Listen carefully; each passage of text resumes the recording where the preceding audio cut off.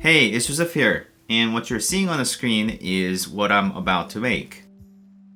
With some dust aside, this is my HT or living room PC that I have been using for past 2 years, I would say. I actually had it featured on my channel before, so if you want to check out this specific build, do check it out. I'll leave it in the description. And I have been watching movies as well as playing some arcade type of games with my kids, and we recently got into Minecraft, and we never realized that it would be such a fun game to play together, and I think it is somewhat educational for kids too. So we all enjoy, and we actually have applied some shaders to the game and noticed that it looks fantastic,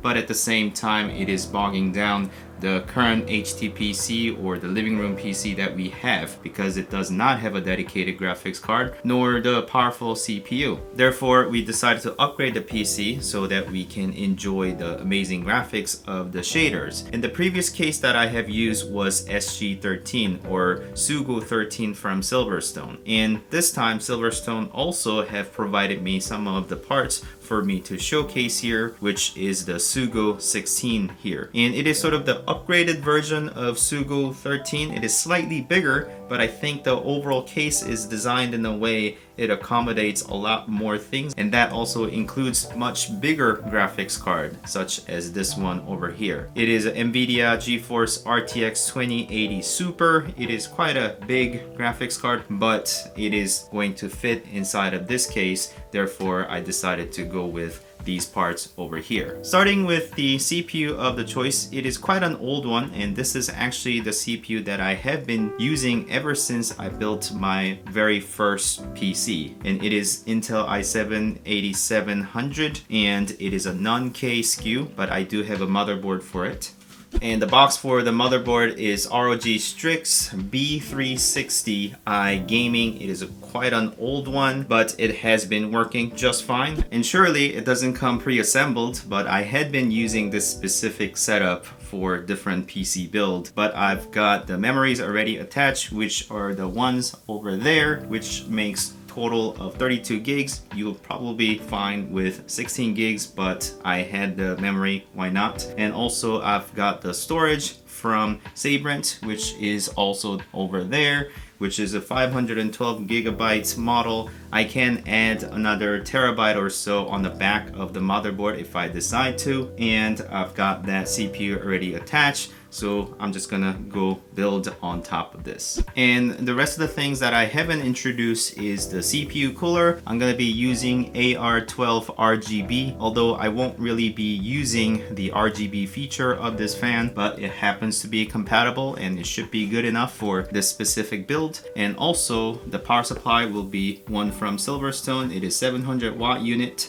SX700. It is a SFX unit, which will be small enough to fit in the case. And I've got two additional items, which are two 120mm fans from Be Quiet. I don't have a box for it, but I will be installing into the case because I think it needs additional airflow to make sure things are cooled properly. You can use other type of 120mm fans, but I think these are cheap enough and I had it lying around. Why not use it?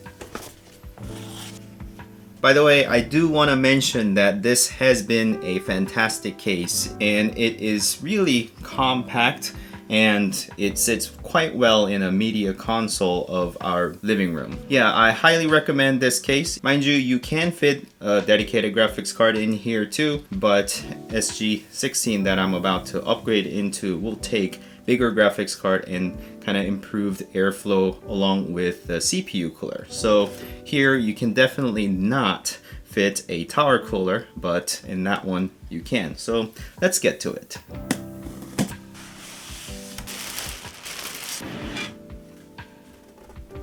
It barely fits in the frame, but you've got the SG16 over here and then SG13 SUGO 13 over here. You can see that it is slightly taller, and in terms of the depth it's about the same, and in terms of the width I would say SG13 is slightly wider. Yeah, the form factor is, I would say, similar, but SG16 is definitely taller, but it does have additional features. It's got dust filters everywhere. Therefore, you can rely on these things to be more dust resistant, whereas SG16 didn't have much of dust filter at all. So I really like how this has received a couple of upgrades. Let me put this aside and basically show you the features of SG16 that I have found out.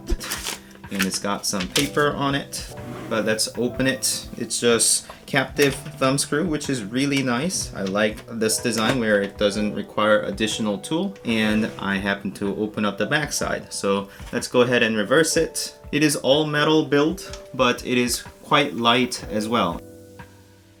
And you can see even inside over here, you've got the dust filter, which you can take it out, but it does have a magnetic strip on one side, therefore it stays still like that. And the other side is the solid. And the front panel, which I can just pull out, and it's got the dust filter as well inside. You can remove it because it is, again, magnetic, which is fantastic. And then here is the front. In this case, is somewhat unique because things are reversed. Therefore, the power supply comes onto the front side, and there is a bypass that connects to the back, so I can actually plug the power cable to the back. And the motherboard will still be all connected on the back. However, it will be mounted on this side, and the graphics card will actually be situated on top. And I think they made that so that you can slot the entire graphics card in here.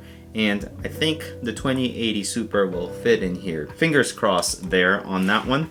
And in here, I've got a couple of screws and the feet for this specific case. And also the front I/O cables are all here, and there is also an additional bracket for you to install SSDs. I don't think I will be using that, but one thing that I will be using is the fact that I can mount 120mm fan on here to help with the airflow, as well as one to the front. And in terms of the case airflow, what I'm gonna try to do is to suck the fresh air from the front and then dissipate to the back, because the back fan over here does not have any dust filter. Therefore, I think it makes sense to have the intake through this front grill, therefore dissipating heat towards the back of the device. And the graphics card is going to sit on the top here, therefore sucking some fresh air through the top as well. There's a bit of a gap between the top of the media console and this case. That would be the most of the airflow this way. So it goes out and dissipate and then draw from top and the front. So with all of that explanation done, I'm gonna cue the build montage, but I'll chime in every now and then to kind of explain about a couple of things that I'm doing.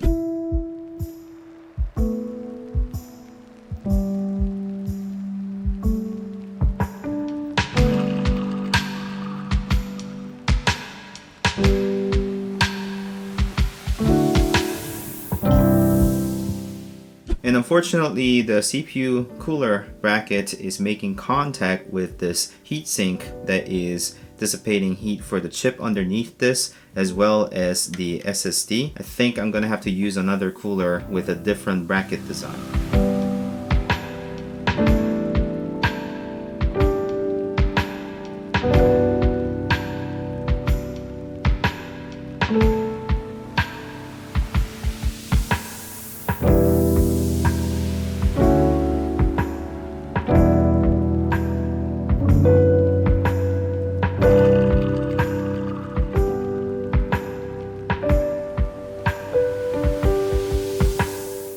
Because this is a mini ITX build that is going to be quite compact, everything is very tight. Therefore, you've got minimum amount of clearances everywhere. And that also means that it is very difficult to film around this case. So I have one thing that could help me. This is a light from Ulanzi, and I can just turn it on like that, and it just turns on, and I can actually mount it because they are magnetic. Currently it is in the most yellowest light, so we don't want that. So we can change it to 5000 Kelvin so that they are matching my light color. Actually, this is too bright. So let me go ahead and also reduce the brightness. Currently it is at 50%, but let's lower it down to 20%. Perhaps I just need one. So let me just mount that one there so that you can see inside of the case.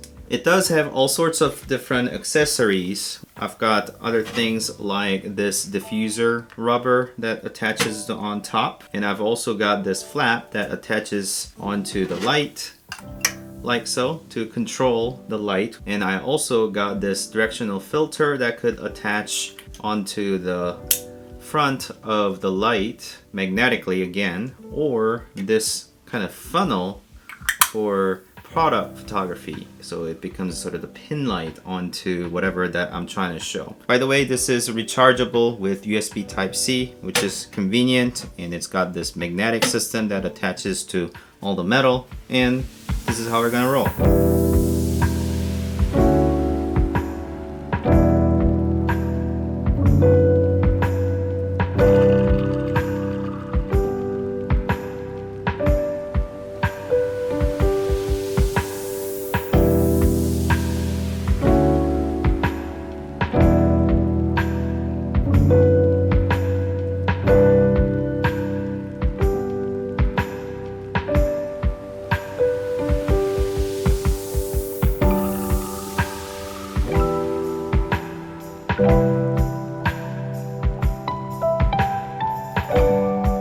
And I just hooked it up and it is running. I have no way of verifying whether this is working properly or not since I don't have any monitor hooked up, but I trust that it's gonna work since I have used these parts before in different builds. It was quite difficult build as I had to jam pack everything in there, but it fits and there's nothing more satisfying than that. So I'm gonna take this machine and hook it up in my living room to play some Minecraft with my kids with the shaders on this time and enjoy the beautiful scenery together. If you have enjoyed this content, please like this video and consider subscribing to my channel to continue watching these type of videos. Thank you so much for watching. As always, I'll see you next time. Bye.